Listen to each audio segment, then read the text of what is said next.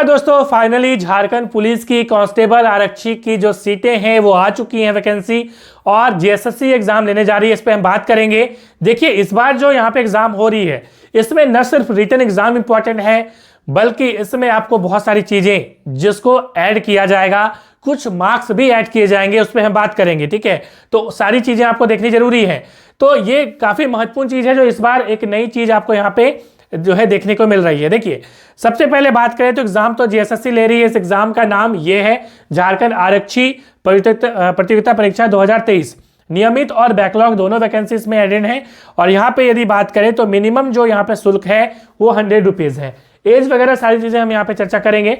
यदि हम जनरल और ओबीसी की बात करें तो 100 रुपीज़, और यदि हम बात करें एससी एसटी के लिए तो 50 रुपये में यह फॉर्म भरी जा सकती है। और किसी भी राज्य से बिलोंग करते हैं आप फॉर्म को भर सकते हैं। ठीक है, उसके बाद बात करें यहाँ पे, तो यहाँ पे जो वैकेंसी निकाली गई है इसमें जिला वाइज वैकेंसी निकाली गई है। आप किसी भी जिलों से बिलोंग करते हैं आप किसी भी जिले में भर सकते हैं। ठीक है, इसमें कोई दिक्कत नहीं है। अब देखिए, जिला वाइज वैकेंसी है तो जिला वाइज यहाँ पे वैकेंसी की बात करें तो जैसे कि रांची जिला आप देख पा रहे हैं, यहाँ पे 76 सीट है।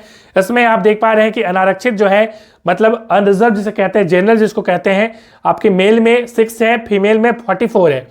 अनुसूचित जनजाति का मतलब होता है जो एसटी होते हैं, वो एसटी के लिए ये सीटें हैं, आप यहाँ पे देख पा रहे हैं। ठीक है, पुरुष में कोई सीट नहीं है रांची में, महिला में 1 ही सीट है। उसके बाद अनुसूचित जाति मतलब एससी होता है। ठीक है, इसी प्रकार से हम यदि बात करें तो यहाँ पे आप इसमें तो 00 सीट आप देख पा रहे हैं। ये यदि बात करें तो ये है आपका ईडब्ल्यूएस। ठीक है, ईडब्ल्यूएस, ई का मतलब इकोनॉमिकल आर्थिक कमजोर वर्ग। ठीक है, ईडब्ल्यूएस इकोनॉमिक वीकर सेक्शन। तो ये आपका यहाँ पे देख पा रहे हैं, ये सीटें पुरुष के लिए 3 और 2। तो इसी प्रकार से आप यहाँ पे देख पा रहे हैं कि खेलकूद कोटा का भी सीट है 2। ठीक है, उसके बाद आदिम जनजाति की बात करें तो इसमें आपको 1 सीट यहाँ पे देखने को मिल रही है। देखिए, इसमें कुछ सीटें ऐसी आपको देखने को मिलेंगे कि 50%, ये जो सीट आप यहाँ पे जो वैकेंसी निकली है 50% सीटें रिजर्व हैं। किन के लिए रिजर्व हैं आगे हम बात करेंगे। चलिए हम लोग देखते हैं कि करके और समझते हुए चलते हैं। अब आगे बात करेंगे खूंटी की। तो खूंटी आपको मालूम है एक ऐसा जिला है जिसकी सीमा किसी दूसरे राज्य से नहीं लगती। ठीक है, तो खूंटी में 86 सीट है और यहाँ पे आप देख पा रहे हैं कि ये इसकी डिटेल्स है। उसके बाद बात करेंगे सिमडेगा की, उसके बाद गुमला से। ठीक है, आप कौन से जिले से बिलोंग करते हैं आप कमेंट में जरूर बताइएगा। ठीक है, देखिए, उसके बाद हजारीबाग जिला है, कोडरमा जिला है, उसके बाद चतरा जिला है। ठीक है, फिर से बता दूं, आप किसी भी जिले से बिलोंग करते हैं आप किसी भी जिले में भर सकते हैं। ऐसा नहीं कि दुमका है, जैसे मैं दुमका जिले से हूँ, ऐसा नहीं कि दुमका में ही भरूंगा। अब मान लीजिए दुमका में सीट ही नहीं रहेगा तो कैसे भरूँ। ठीक है, हालांकि मैं ये फॉर्म नहीं भर रहा हूँ बट आपको बता रहा हूँ। ठीक है, उसके बाद रामगढ़ है, बोकारो है, धनबाद है। ठीक है, इस प्रकार से पलामू है, लातेहार है। चलिए, दुमका देख लीजिए, मेरा जिला, जैसे पुरुष में कोई सीट ही नहीं है तो मैं क्या करूँगा, नहीं भरूंगा, दूसरे जिले से भरूंगा यदि भरना होता तो। ठीक है, उसके बाद देवघर है, गोड्डा है, उसके बाद साहेबगंज है, पश्चिमी सिंहभूम है। ठीक है, उसी प्रकार से सरायकेला खरसावा है। ठीक है, उसके बाद जेपीटीसी है। तो इस प्रकार से अलग अलग रेल डीएनबी में भी ये सीटें निकाली गई हैं।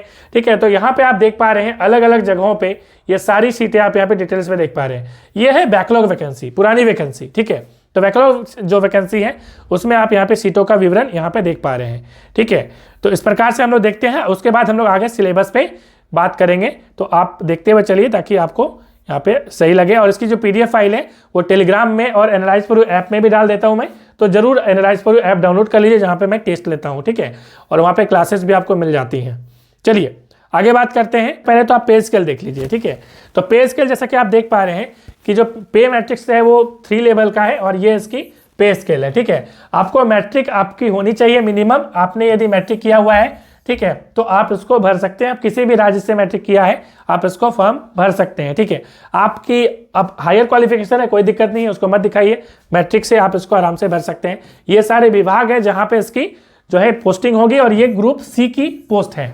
ठीक है, आगे देखते हैं आगे हमारी क्या इंपॉर्टेंट चीजें हैं उसको हम लोग देखते हुए चलते हैं। देखिए, यहाँ पे क्या है कि कुछ सीटें आपको मालूम है झारखंड में जब भी वैकेंसी निकलती है तो उसमें खेलकूद जो कोटा होता है, यदि आप प्लेयर वगैरह हैं तो उसके लिए जो है ये सीटें रिजर्व होती है कुछ। तो वहाँ पे आप देख पा रहे हैं ये सीटें किस कैटेगरी की होनी चाहिए। यदि खेलकूद वाले भाई लोग हैं तो उनको समझ में आ गया होगा। ठीक है, जो नहीं है उनको समझने की जरूरत भी नहीं है। देखिए, शारीरिक मार्ग पे बात करते हैं, फिजिकल फिटनेस क्या होनी चाहिए। तो इसमें आपकी जो है जनरल यदि आप हैं या मतलब ये क्या है, दिस इज EWS, ठीक है। यदि आप EWS हैं, ठीक है, EWS का मतलब समझ ही रहे आप, तो आपको 160 सेंटीमीटर मिनिमम होना चाहिए, मैक्सिमम कितना भी हो जाए कोई दिक्कत नहीं है। और सीना जो है आपका 81 सेंटीमीटर होना चाहिए। सीना कैसे फुलाना चाहिए, सारी चीज़ें मैंने एक वीडियो भी जो है झारखंड पुलिस जिन्होंने क्रैक किया है मैंने बनाया हुआ है, ठीक है। वो वीडियो आप देख सकते हैं, आइकन या डिस्क्रिप्शन में मैं डाल दूंगा, ठीक है। चलिए आगे बात करते हैं। अनुसूचित जाति जनजाति के लिए यहाँ पे आप देख पा रहे हैं 155 और 79। उसी प्रकार से यहाँ पे अत्यंत पिछड़ा वर्ग जो होता है BC1 और BC2 OBC वाले 160 81, और जो महिला होंगी उनके लिए 148 और माप नहीं किया जाएगा सीना, ठीक है। तो ये सारी चीज़ें हैं। आगे बात करते हैं और क्या इंपॉर्टेंट है। अभ्यर्थियों के शारीरिक बनावट में क्या होता है कि कई लोगों का क्या होता है, घुटना मुड़ा होता है, किसी का धनु पैर होता है, ये सारी चीज़ें, फ्लैट आपका फुट होता है, ये सारी चीज़ें नहीं होनी चाहिए, कलर ब्लाइंडनेस नहीं होना चाहिए। यदि इनमें से कुछ भी आप हैं तो आपको जो है यहाँ पे चिकित्सीय जांच की जाएगी, और यदि मतलब आपको यदि इस प्रकार की प्रॉब्लम यदि होंगी देन आप यहाँ से छट जाएंगे। अब देखिए आयु सीमा की बात कर लेते हैं। आयु सीमा आप झारखंड में जितनी भी वैकेंसी आप देखेंगे, चाहे वो JPSC हो चाहे वो झारखंड SSC हो, वो 1 अगस्त से काउंट होगी। और जिस मतलब ईयर में एग्जाम निकलेगा, ठीक है, मिनिमम कट ऑफ वहीं से निकलेगा। मतलब जैसे 2023 में निकला है तो 1 अगस्त 2023 मिनिमम कट ऑफ एज जो है, इसमें आप कैलकुलेट कर लीजिए आपकी मिनिमम एज क्या है, और मैक्सिमम एज आप 2019 का काउंट करिएगा, ठीक है। और देख लीजिए कि आप इसमें एलिजिबल हैं या नहीं है, ठीक है। चलिए आगे बात करते हैं।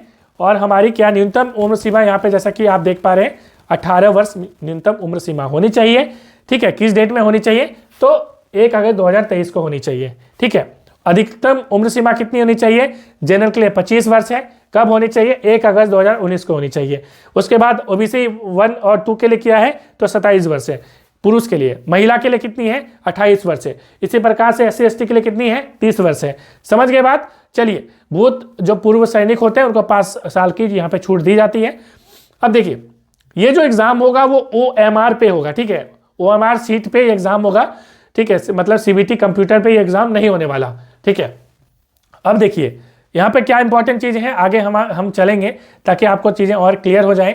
जाति प्रमाण पत्र वगैरह जो है क्या होना चाहिए, आप थोड़ा सा पढ़ लीजिएगा खुद से तो आपको क्लियर हो जाएगा, इसमें कोई दिक्कत नहीं आएगी। अब देखिए हमारा जो इंपॉर्टेंट चीज़ है उस पर हम लोग चलेंगे। ऑनलाइन फॉर्म जो है यहाँ पे भरने की पूरी प्रक्रिया बताई गई है JSSC के साइट पे। जब निकलेगा तो मैं अपने टेलीग्राम ग्रुप में दे दूंगा, आप जाके डायरेक्टली वहाँ से आप जाके लिंक में चले जाइएगा, कोई दिक्कत आपको नहीं होगी, ठीक है। टेलीग्राम ज्वाइन कर लीजिए। आगे हम लोग बात कर लेते हैं कि यहाँ पे क्या, देखिए संशोधन की बात हुई है, फॉर्म भरने की तारीख अभी बताएंगे। तो संशोधन यदि आप मान लीजिए कोई फॉर्म भरने में दिक्कत हो रही है देन 20 फरवरी से लेकर 20 फरवरी 2024, ठीक है, ये देख पा रहे हैं, इसमें आपके मध्य रात्रि 20 से 22 तक, सॉरी, ठीक है, आप इसको संशोधन कर सकते हैं, ठीक है। आगे देख लेते हैं हमारी फॉर्म भरने की तारीख क्या है। 15 जनवरी से स्टार्ट होगा और 14 फरवरी तक ये फॉर्म जो है चलेगा, ठीक है। आगे देखते हैं, और हमारी परीक्षा शुल्क भुगतान के लिए 16 फरवरी तक की तारीख दी गई है, ठीक है। अब यहाँ पे परीक्षा के स्वरूप की बात करते हैं। देखिए परीक्षा के स्वरूप की बहुत इंपॉर्टेंट चीज़ है यहाँ पे। सबसे पहले आपकी क्या होगी, शारीरिक दक्षता परीक्षण होगा। शारीरिक दक्षता जो है परीक्षण अंक जो है वो क्या होगा, क्वालिफाइंग नेचर का होगा।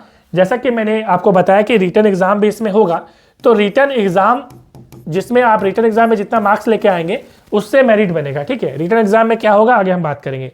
साथ ही साथ कुछ लोगों को जो है कुछ स्पेशल चीज़ें दी गई हैं जिनका मार्क्स ऐड होगा, उस पर भी हम बात करेंगे अभी, ठीक है। तो आप धीरे धीरे समझिए। सबसे पहले तो फिजिकल फिटनेस इंपॉर्टेंट है, ठीक है, मगर ये क्वालिफाइंग नेचर का होगा, ठीक है। उसके बाद चिकित्सीय जांच होगी, ठीक है, तो मेडिकल फिटनेस होगी, मतलब कि आपकी कोई प्रॉब्लम तो नहीं है, इस प्रकार की चीज़ें आपको दी जाएंगी। आगे बात करते हैं लिखित परीक्षा के ऊपर।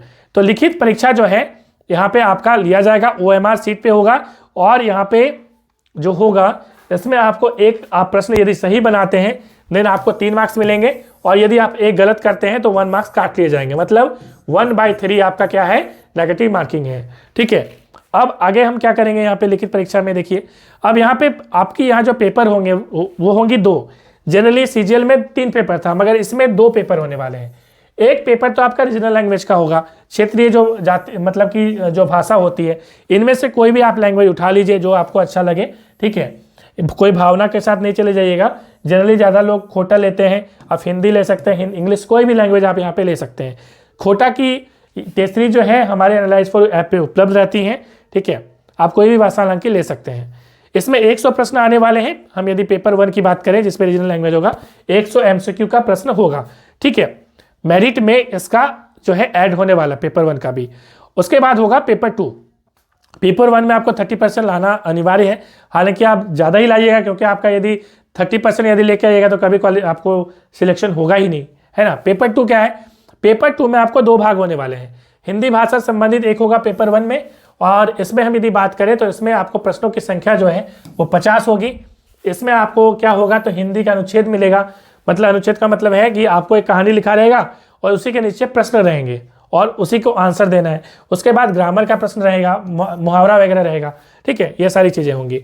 उसके बाद इसका जो है, इसमें जो पेपर 2 में 2 भाग होगा, जैसा कि मैंने बोला।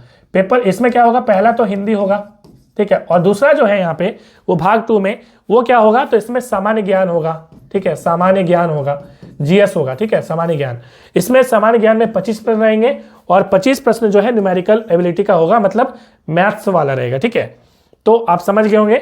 और इसमें आपको 2 घंटा का समय टोटल में मिला के मिलने वाला है। किसमें, हिंदी और सामान्य विज्ञान मिला के। मतलब इसमें आप यदि देखेंगे तो जैसा कि आप यहाँ पे देख पा रहे हैं, भाग 2 में 25-25 हो रहा है, मतलब 50 प्रश्न यहाँ पे आपको देख पा रहे हैं। ठीक है, और यदि हम बात करें पहले वाले में, भाग 1 में 50, मतलब इसमें भी आपको 50 और 50 मिला के 100 प्रश्न यहाँ पे रहने वाले हैं पेपर 2 में। ठीक है, चलिए आगे बात कर लेते हैं और क्या इंपॉर्टेंट चीज़ें हैं यहाँ पे।